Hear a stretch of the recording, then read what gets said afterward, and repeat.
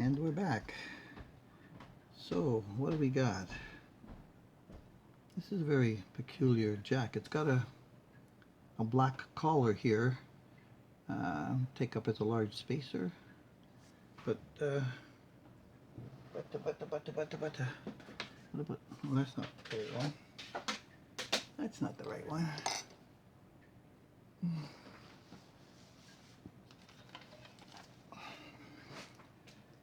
Let's see. Got a cable over here, and oh, that one fits in. Isn't that interesting?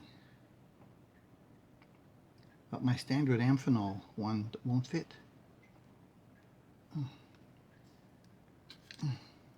That's a pretty snug fit. Cheapy plastic wires, that's okay. We can fix that. Tiny amount of debris there in the corner, a little bit of routing burrs left and painted on, like most of the guitars in this budget range.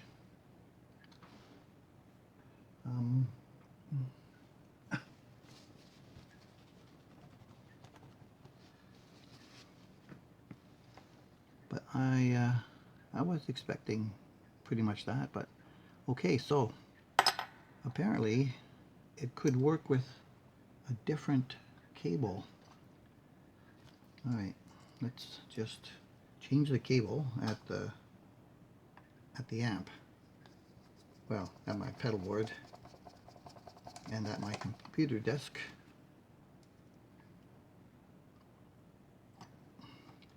That screw hole is really close to the edge. The threads are coming through. It could have been a little bit further over. I think I'll fix that. I'll plug it and re-drill it. So a cable like this will work. Oh, look at that, my test cable is breaking here. It's a good thing I have a lot of these things.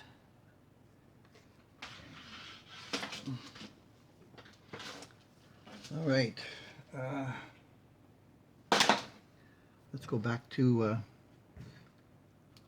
the desk and change the cable. Okay, so that fits in, and we've got everything up. I've tuned it, and it makes noise. So let's start with the bridge. Let's see.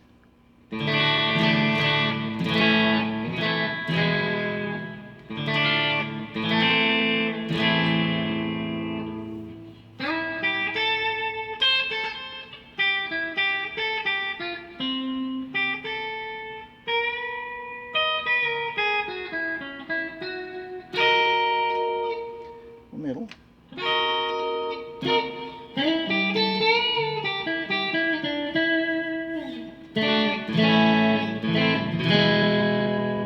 Wow, these things have some output. They're likely ceramic, but they got some output. I didn't measure them yet.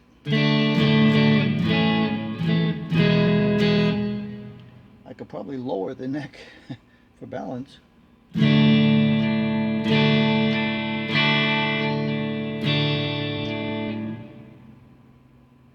Yeah, probably a little bit down, and then we'll have them all balanced.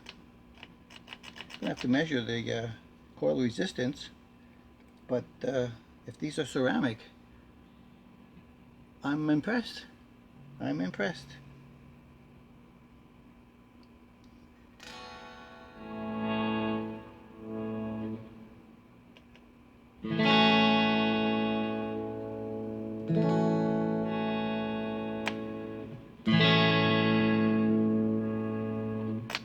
So standard Strat wiring, which I don't know why Leo Fender ever decided to do that.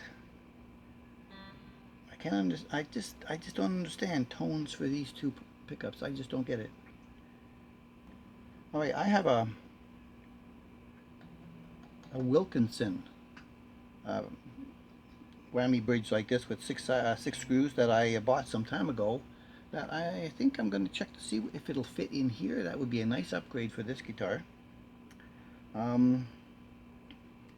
The frets on here are sort of the regular small ones, if I could find some close-up glasses. Yeah, they're the regular ones. And you know what? Although, I mean, especially up here, it's a little bit rough, but they're not sharp. You can see that there's no tangs sticking out or anything like that. That's pretty cool. The nut will have to go. It is sharp on the edge because of the plastic. The string trees will go. I'm not sure about the tuners.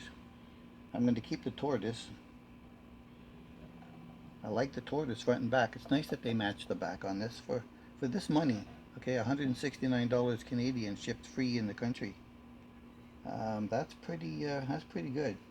The neck is smooth. Let me stop that from making noises. The neck is smooth. Smooth enough. It's a satin neck. I do feel a tiny little bit of roughness right about here, which is going to disappear with just a little wipe of maybe a 1000. There are no numbers or crafted or made in or anything on the back of this headstock.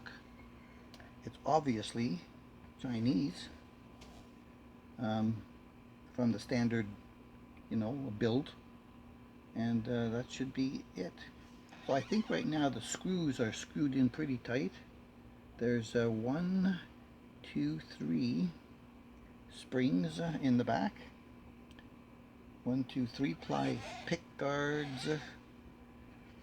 For 169 bucks Canadian in the country, shipped free on eBay, this is pretty good. The company is KanaMusiqueCanada. I will put the name and the link to where I bought it from in Quebec in the description. Probably already did it in episode 1 anyway. But yeah, this is pretty cool. I was hoping for good, and it is better than I expected it to be. And I'm not necessarily going to have to do an awful lot to this. Hopefully the frets are going to be decent. But I always do a fret job just about on every guitar. There was one guitar I didn't. So we'll see. So we still have to go under the hood. I'm curious to measure these things, and we'll go from there. Okay, I've loosened up all the stringies, and I've got the capo holding it. Let's see if there are any surprises for us in the neck pocket. I'm missing a screwdriver. It was actually where I didn't expect it to be. This one has the plastic under the plate.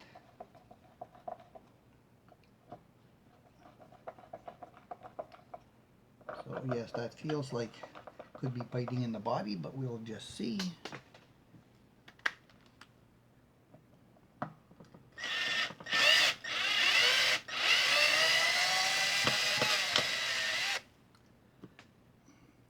Yeah, I think so.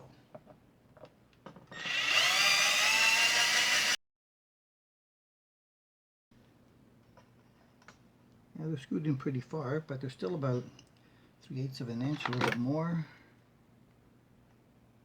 Almost 3/8 of an inch out from the body.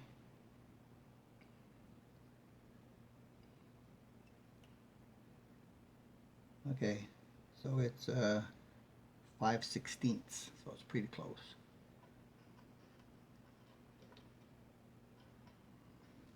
They soldered this on the post where the spring goes on instead of on the little nib down here, so that you can't get the spring off without disconnecting that wire. Unusual. I think I've seen that maybe once before, but they soldered it to one where spring wasn't located. So yes, it's a standard thin block. Oh. Okay, a little sawdust under there. Oh, indexing hole. Not as big as some. Okay, we'll clean all that up. And the pocket. What's it like? Well, it has a pretty good feel to it. I don't know if it's part of the pickguard or not. There might be a tiny little bit here that could be shaved back. Now, the neck pocket is very clean. Okay, look at that. There's no poly, no paint, no nothing on this. This is completely clean. It's a little rough there. A little bit of smoothing off might be okay. Any shim stuck underneath there? No. So they didn't pre-shim. But yeah, I can flatten this out with my tools. Are they still? Oh yeah, here they are. I can flatten that out with my tools. There's just a little bit of router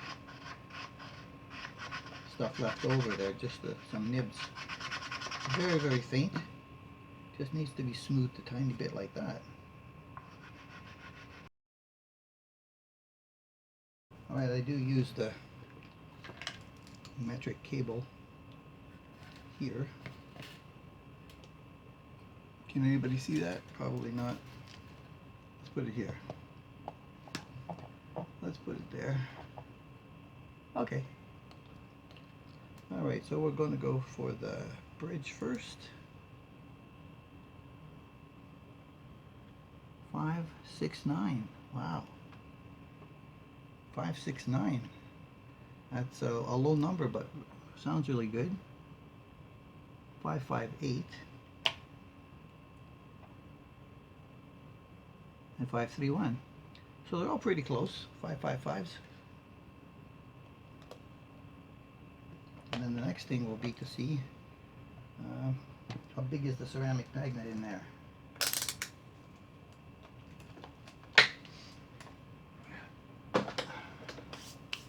Let me see if I can slip this pickguard off.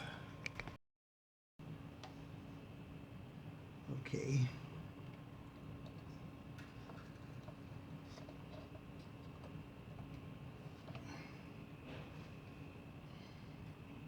Wow. Look at the routing. Look at the routing. Look at that. Humbucker, single humbucker.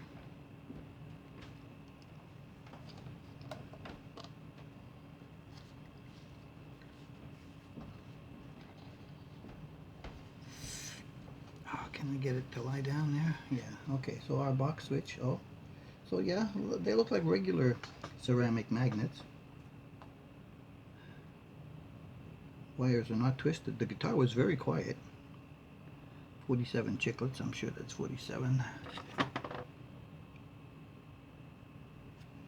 me just see. Yeah. I am going to keep those pickups. Those are sounding pretty good. So I'm going to keep the guard, I'm going to keep the pickups. I'm going to braid these wires, change that to a wafer. Okay, so for now, well, I'm going to have to go after figuring out the shim angle. I'm just going to put a couple of screws to hold this in so that it doesn't get in my way. Here's where the monotonous work starts.